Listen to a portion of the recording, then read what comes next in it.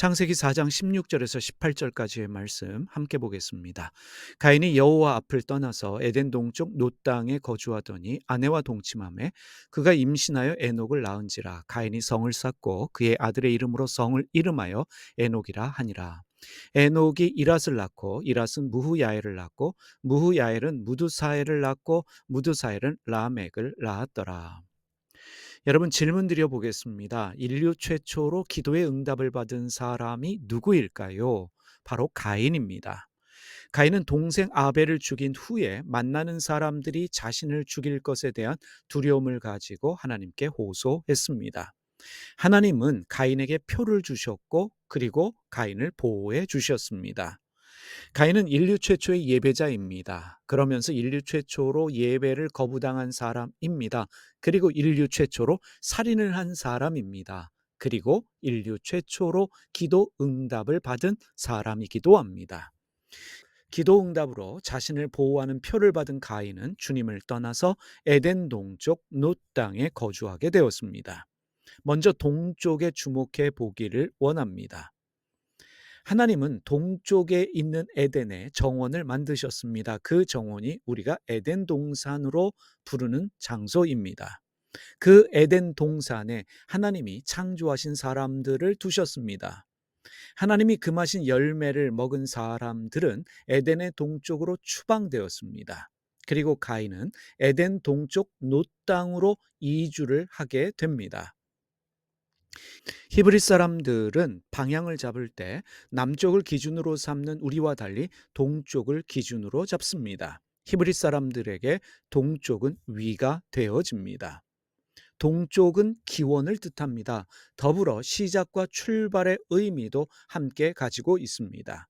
성막과 성전이 동쪽을 향하고 있습니다.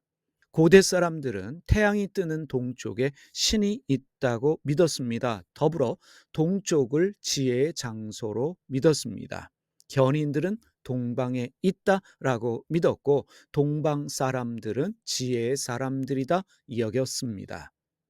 동쪽을 히브리어로 말할 때 케드마라는 단어를 씁니다. 이 케드마라고 하는 단어는 동쪽 방향을 말하는 단어이면서 과거, 옛날을 말하는 시간적 개념으로도 쓰이는 단어가 히브리어 케드마입니다. 그래서 동쪽으로 간다는 것은 많은 것을 의미합니다. 동쪽으로 간다, 지혜를 찾기 위해서, 현인들을 만나기 위해서 떠나는 여행을 말하면서 신을 찾기 위한, 신을 만나기 위한 여행을 뜻하기도 합니다.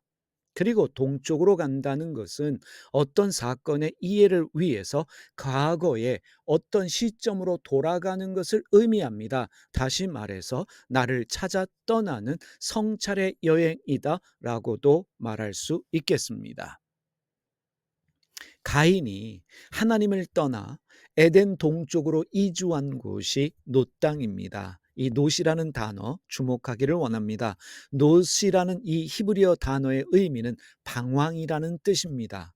어떤 특정한 지역 또는 장소를 말하는 것이 아니라 지금 가인이 무언가를 찾아 헤매고 있다는 것을 표현하기 위해서 쓰이는 단어가 바로 놋이라는 단어입니다. 하나님을 떠나서 무언가를 찾아 방황하던 가인은 결혼을 했습니다. 그리고 아들을 낳게 됩니다. 가인이 아들을 낳아서 그 아들의 이름을 에녹이라고 지었습니다. 에녹의 이름의 뜻이 무엇입니까? 훈련하다, 헌신하다, 순종하다, 시작한다, 바친다, 온갖 좋은 뜻을 다 가지고 있는 이름이 에녹입니다. 그리고 놋 땅으로 이주한 가인은 인류 최초로 성을 쌓게 됩니다. 그리고 그 성의 이름을 에녹이라고 짓습니다. 여러분, 왜 가인이 아들의 이름을, 성의 이름을 에녹이라고 하였을까? 에녹이라는 이름은 가인의 성찰의 고백에서 나온 것이라고 여겨집니다. 자기 성찰의 고백이 바로 에녹이라는 이름으로 표현되어졌다 이해할 수 있겠습니다. 하나님을 최초로 예배한 사람 가인은 자신의 예배가 거부당하자 동생 아벨에게 분노했고 동생을 죽였습니다. 하나님은 가인에게 내 동생 아벨이 어디 있느냐라고 물으셨습니다. 하나님은 가인에게 질문을 던지셨습니다. 내 동생 아벨이 어디 있느냐? 하나님은 가인을 죽이지 않으셨습니다. 오히려 죽음을 두려워하던 가인을 보호하셨습니다. 가인은 에덴의 동쪽으로 이주했습니다. 여행을 떠났습니다. 동생을 죽인 자신의 옛날 과거로 돌아가서 자기를 성찰하는 여행이다라고 이해할 수 있겠습니다. 가인은 노 땅에서 방황했습니다. 단순한 방황이 아닙니다. 가인은 내 형제 아벨이 어디 있느냐라는 하나님의 질문을 가지고 자기의 삶을 성찰하며 돌아보면서 회개했다고도 우리가 생각할 수 있습니다. 그 회개의 고백에서 나온 이름이, 아들의 이름이 에녹이 아닐까 우리가 생각해 볼 수 있겠습니다. 다른 측면으로도 살펴보겠습니다. 하나님이 받으시는 예배를 드린 아벨은 억울하게 죽었습니다. 하나님은 예배하는 자 아벨을 보호하지 않으셨어요.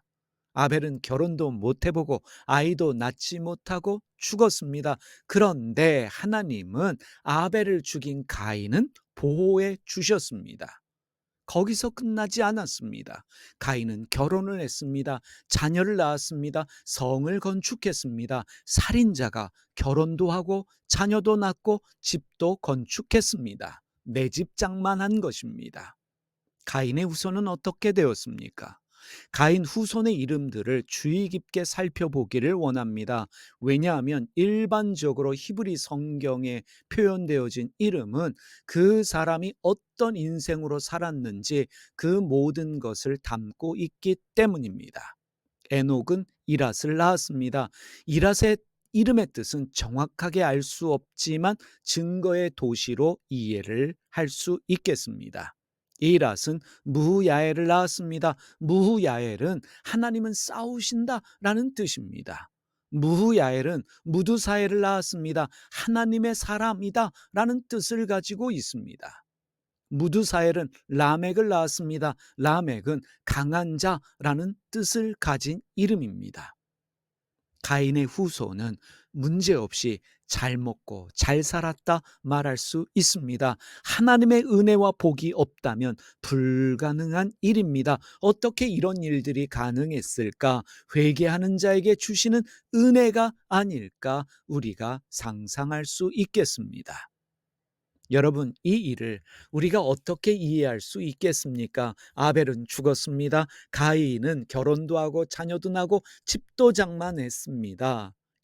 사실은 이해할 수 없는 하나님의 사랑이며 은혜이며 하나님의 일하심입니다.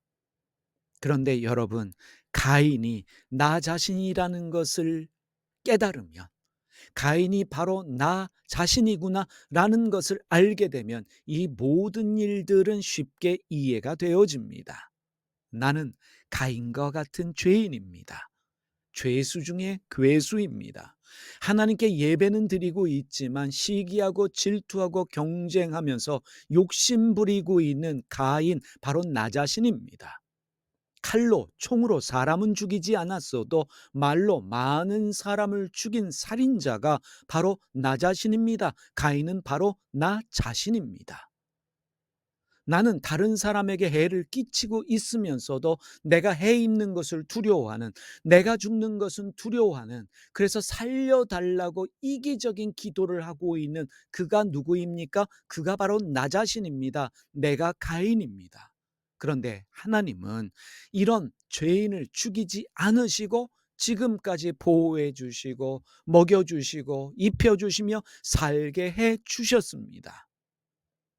나의 회개 기도가 충분하지 않아도 내가 예배 때마다 성경 읽으면서 기도할 때마다 하는 그 회개 기도를 받아주실 뿐만 아니라 그래도 삶을 성찰하면서 변화하려고 하는 애쓰고 있는 나 자신을 긍휼히 여기셔서 나에게 성령으로 오셔서 여전히 하나님은 나를 돕고 계신다는 사실입니다.